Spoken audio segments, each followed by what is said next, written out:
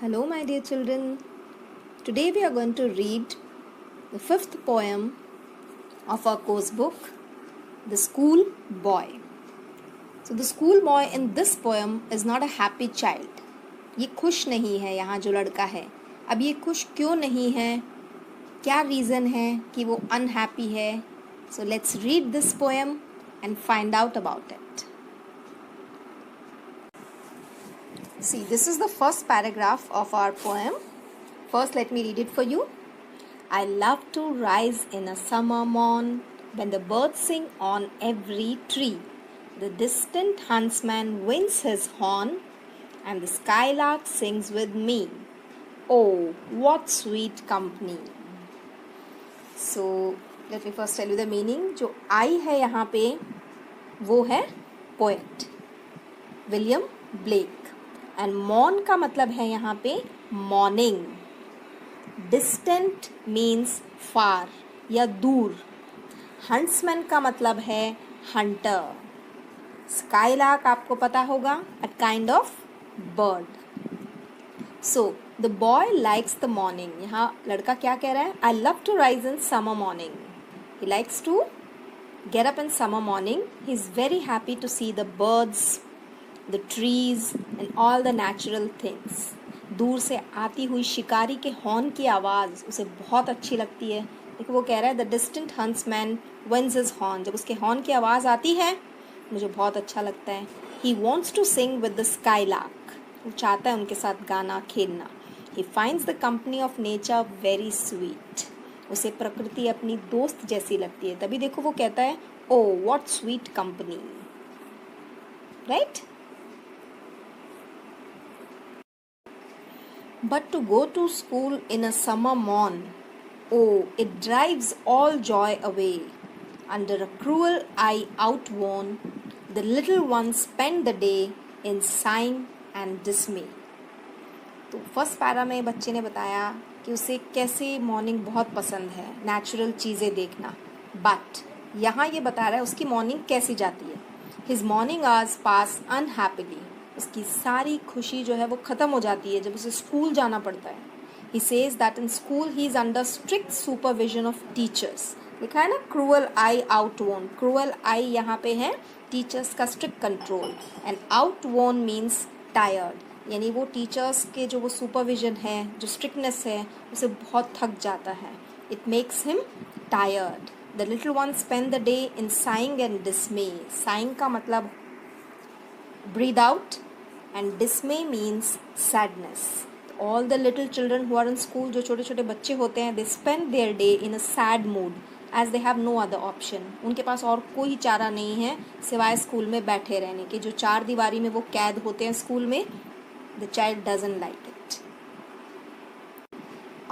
Then at times I drooping sit and spend many an anxious hour, nor in my book can I take delight, nor sit in learning's bar, worn through with the dreary shower. So the boy says that many times I just sit there in boredom. Drooping sit यानी बोरियत से बैठे रहना. तो कई बार तो मैं school में यूं ही बोर होता हुआ बैठा रहता हूँ. And spend many an anxious hour. Anxious यानी नर्वस या वरीड. तो आधे टाइम तो मैं यूं ही नर्वस होता हूँ, कौन सी टीचर आएगी, कौन सी जाएगी. I am very tired and nervous for a long time. Nor in my books I can take delight. Delight is खुशी. ना ही तो मुझे किताबें अच्छी लगती है और ना ही टीचर्स के बोरिंग लेक्चर. इससे तो अच्छा बाहर नेचर के साथ गार्डन में कुछ लर्निंग करवाई जाए. Nor sit in learning's bower. Learning's bower होता है बेटा प्रकृति में, नेचर में, बाहर गार्डन में जैसे जाके आप कुछ सीखते हो. तो ये कह रहा मैं वहाँ भी नहीं जा सकता, मुझे उस चार दीवारी के अंदर ही बैठना पड़ता है. So he says that he is tired of boring words which he listens every day in school.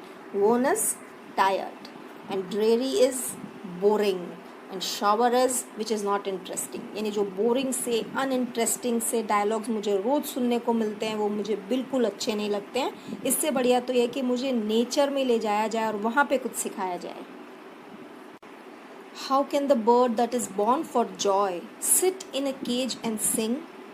How can a child when fears annoy but droop his tender wing and forget his youthful spring.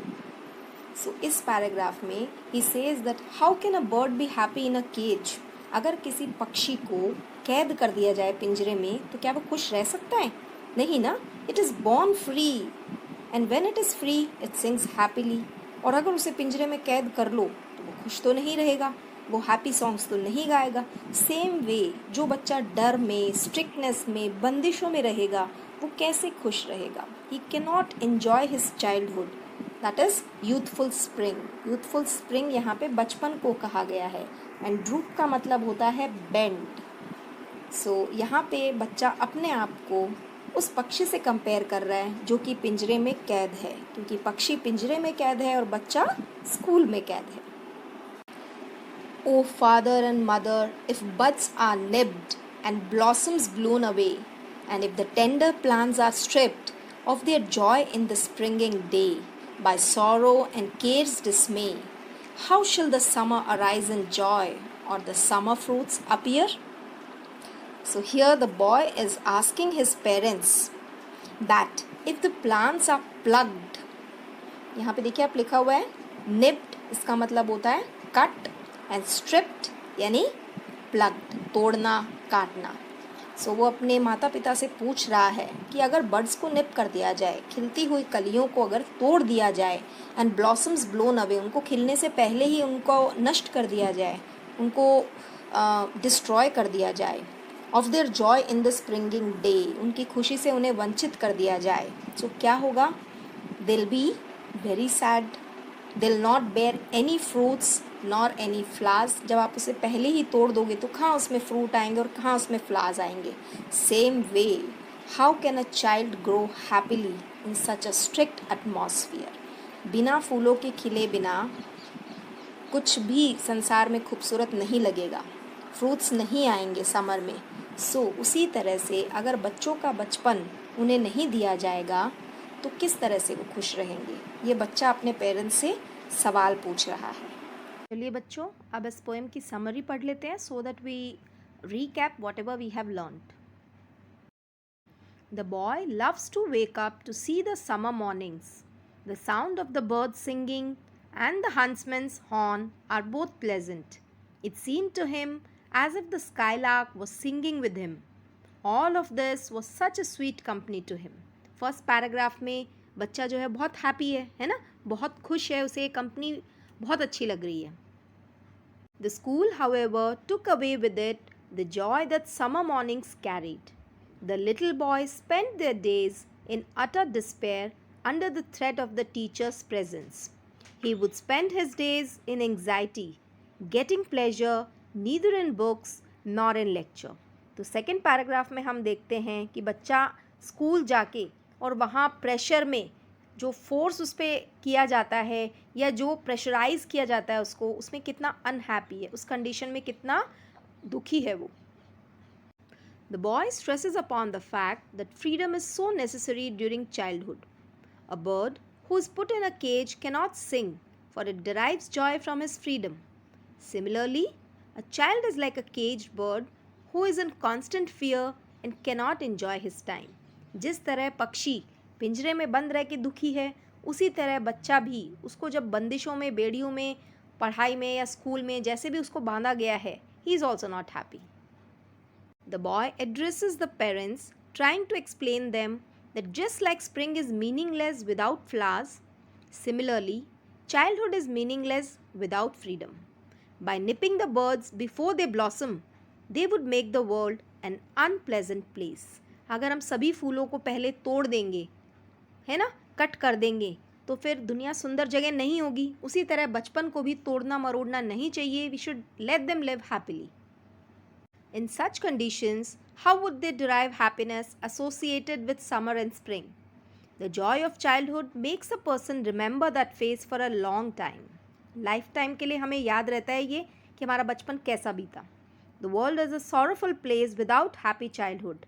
In the absence of a happy child, we shall have a winter of sorrow. तो बच्चों, आपको summary पढ़ने के बाद और poem का पूरा stanza line by line poem पढ़ने के बाद समझ आ गया होगा. Still if you have any doubt you can ask me any time. और बच्चों, इस पोएम से ये मत सोचिएगा कि कि पढ़ना ज़रूरी नहीं है, पेरेंट्स को हमें फ्रीडम देनी चाहिए, ना, that is not right. Freedom आपको जितनी मिल रही है उतनी ही आपके लिए ज़रूरी है करेंटली. जैसे जैसे आप बड़े होंगे आपको फ्रीडम भी ज़्यादा मिलेगी, अभी जितनी मिल रही है उससे और बेटर मिलेगी. लेकिन this is the time to study, focus on your career, focus on your studies. ये ज़्यादा ज़रूरी है इस वक्त. तो आपके पेरेंट्स जो भी आपके लिए कर रहे हैं that is for your betterment, right? So if you haven't understood anything in the poem, you can ask me anytime. Have a good day.